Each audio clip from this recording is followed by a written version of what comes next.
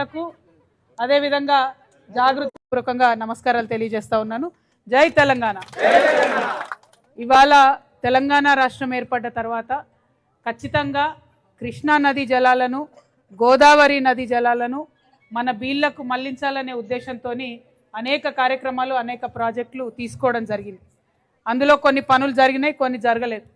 ముఖ్యంగా ఉమ్మడి మహబూబ్ నగర్ జిల్లాలో ఏదైతే కృష్ణా నది ఉందో దాంతో దాదాపు 25 లక్షల ఎకరాల వరకు కూడా నీళ్ళు ఇచ్చుకోవచ్చు.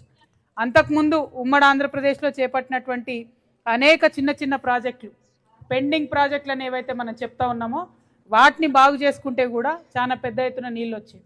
కానీ అవి కూడా సగం సగమే అయినాయి.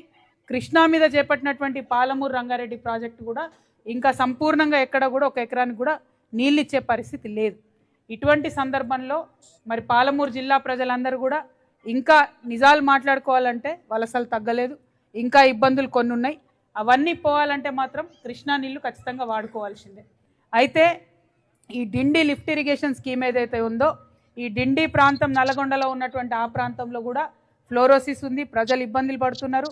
ఎన్నో ఏళ్ల నుంచి నీళ్లు లేనటువంటి మాట వాస్తవమే. అయినప్పటికీ ఇప్పుడు ఈ మొత్తం డిండి ప్రాజెక్టులో ప్రత్యేకించి మనం ఎర్రవల్లి గురించి, గోకారం గురించి మాట్లాడుకున్నట్టయితే ఈ లింక్ ఏదైతే ఉందో, ఈ చెరువు మనకు ముంపులో పోయేటటువంటిది మన గోకారం వాళ్ళది 900 ఎకరాలు, మన ఎర్రవల్లి వాళ్ళది 600 ఎకరాలు. ఈ రెండు కలిపితే ఒక 1500 ఎకరాల భూమిని ముంచుతూ మరి బండ్ పెద్దగా చేస్తాం, ఎర్రవల్లి చెరువుని పెద్దగా చేస్తాం, గోకారం చెరువుని అని చెప్పి ఒక ప్రపోజల్ పెట్టిండ్రు. అయితే మీరు ఏదైతే ఆలేరు నియోజకవర్గం చెప్పిరో, నిన్న మొన్న నేను ఆలేరులో ఉన్నాను. ఆలేరులో ఒక ఎగ్జాంపుల్ చెప్తాం మీకు. బస్వాపూర్ అనే రిజర్వాయర్ కడుతున్నారు. ఆ బస్వాపూర్ రిజర్వాయర్లో 5000 ఎకరాల భూమి పోతే 1,80,000 మందికి ఎకరాలకు నీళ్ళు వచ్చింది. అంటే ఆ భూమి ఇచ్చిన రైతులు కూడా మేము 5000 ఎకరాలు ఇస్తే 1,80,000 మందికి లాభం జరుగుతుంది, అన్ని ఎకరాలకు నీళ్ళు పోతున్నాయని వాళ్ళు ఆనందంగా ఇచ్చారు. కానీ ఇక్కడ పరిస్థితి ఏంటంటే 1500 ఎకరాలు మనం ఇచ్చినా కూడా అదనంగా మనకు వచ్చే ఆయకట్టు ఏంటంటే కేవలం 2000 ఎకరాలు. అంటే 1500 ఎకరాలు ఇస్తే కనీసం దానికో 10ఇంతలో 20ఇంతలో ఏమన్నా మంచిగా అవుతుంది. మనం ఒక్కరని నష్టపోతే ఇంకొక 20,000 మంది బాగుపడుతున్నారంటే ఎవరమైనా ఒప్పుకుంటాం. కానీ ఇక్కడ పరిస్థితి అట్లా లేదు. ఇక్కడ భూమి పోయినా, ఈ తండా పోయినా, ఎర్రవల్లి తండా పోయినా కూడా వచ్చేటటువంటి లాభం కేవలం పాక్షికంగా ఉంది, నామమాత్రంగానే ఉన్నది. ఇక్కడ ఇందాక తమ్ముడు మాట్లాడుతూ చెప్పిండు, ఏదైతే గోకారం చెరువు ఉందో ఆ చెరువు ఆల్రెడీ 800 ఎకరాల చెరువు. దాన్నే కొద్దిగా పెద్ద చేసుకొని బండ్ స్ట్రెంథన్ చేసుకుంటే ఇప్పుడు ఏదైతే ఇస్తామంటున్నారో వాటన్నిటికీ కూడా మా పొలాలన్నిటికీ నీళ్ళు ఇచ్చే ఆస్కారం ఉంది.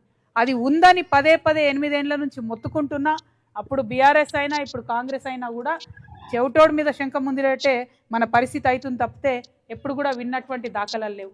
కాబట్టి మీరు తీసుకున్నటువంటి నిర్ణయం అత్యంత ప్రజాస్వామ్యబద్ధంగా, నాకు నిన్న తమ్ముడు గణేష్ చెప్తుండే, అక్క వాళ్ళు పాపం ఎలక్షన్లు బాయ్కాట్ చేసి, నేను ఆశ్చర్యపోయినా. నిజంగానే ఎవరు ఓట్లే లేదా, అసలు ఎలక్షనే పెట్టలేదా అంటే ఎలక్షన్ బాయ్కాట్ చేసిన. కానీ ఎంత దారుణం అంటే ఎలక్షన్ బాయ్కాట్ చేస్తే కనీసం ఎమ్మెల్యే గారో, ప్రభుత్వమో, ఎలక్షన్ కమిషన్ ఆఫీసర్లో ఎవ్వరు కూడా ఊరికొచ్చి పలకరించలేదంటే ఎంత అన్యాయం ఇది.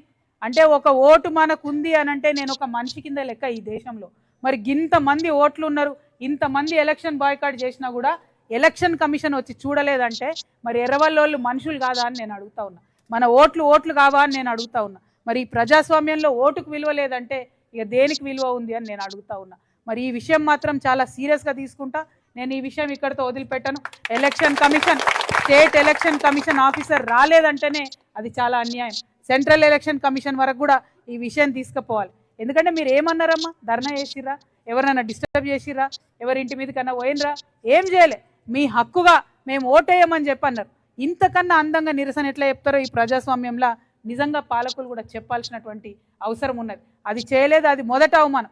రెండవది, మీరు 27 రోజుల నుంచి ఇక్కడ ధర్నా చేస్తున్నా కనీసం ఏ నాయకులు, అది ఏ ప్రతిపక్షం అన్నా కావచ్చు, ఎవరన్నా కావచ్చు, వచ్చి చూడకపోవడం ఇంకా అన్యాయం. నేను ఇదే వేదిక నుండి, ఎర్రవల్లి వేదిక నుండి కలెక్టర్ గారిని డిమాండ్ చేస్తూ ఉన్నా. ఇప్పుడు చిన్న జిల్లాలైనాయి, నాగర్ కర్నూలు కలెక్టర్ గారికి నేను డిమాండ్ చేస్తూ ఉన్నా, మీరు తక్షణం ఇక్కడికి రాండి, వచ్చి ఇక్కడ మీరు చూడండి, ఈ ప్రజల ఆకాంక్ష ఏందో చూడండి, దీనివల్ల జరుగుతున్నటువంటి నష్టాన్ని గమనించండి అని చెప్పి వారిని డిమాండ్ చేస్తూ ఉన్నా. కలెక్టర్ గారి 1-2 రోజులలో రాకపోతే ఖచ్చితంగా మీరు అందరు అన్నట్టు ఈ ఇష్యూని పెద్ద చేద్దాం. రాష్ట్రంలో ఉన్నటువంటి ఇరిగేషన్ మంత్రి గారినైనా ముఖ్యమంత్రి గారినైనా అవసరమైతే నిలదీద్దాం, కలుద్దాం, మాట్లాడదాం, ఒప్పించి తప్పకుండా ఈ ట్యాంక్ యొక్క కెపాసిటీని తగ్గిద్దామని చెప్పి నేను మాట్లాడుతా ఉన్నా. ఇవాళ తెలంగాణ జాగృతి జనం బాట పేరుతోని అన్ని జిల్లాలు తిరుగుతున్నాం. ఎర్రవల్లికి రమ్మంటే నేను కొద్దిసేపు ఆలోచించిన, మరి ఇక్కడ రైతులు భూములు ఇవ్వమంటున్నారట, వేరే అన్ని చోట్ల వేలాది మంది రైతులు భూములు ఇచ్చిండ్రు కదా, మరి ఇది న్యాయమైందేనా కాదా అని 1కి 10 సార్లు ఆలోచించిన. ఎందుకంటే మనం ఆడవాళ్ళ మీద మాట్లాడే ముందు ఆలోచించి మాట్లాడతాం. ఇక్కడ మాట్లాడే మాట ఇక్కడితో ఆగదు, అందరికీ మొత్తం తెలంగాణ అంతా వింటూ ఉంటారు ప్రజలు.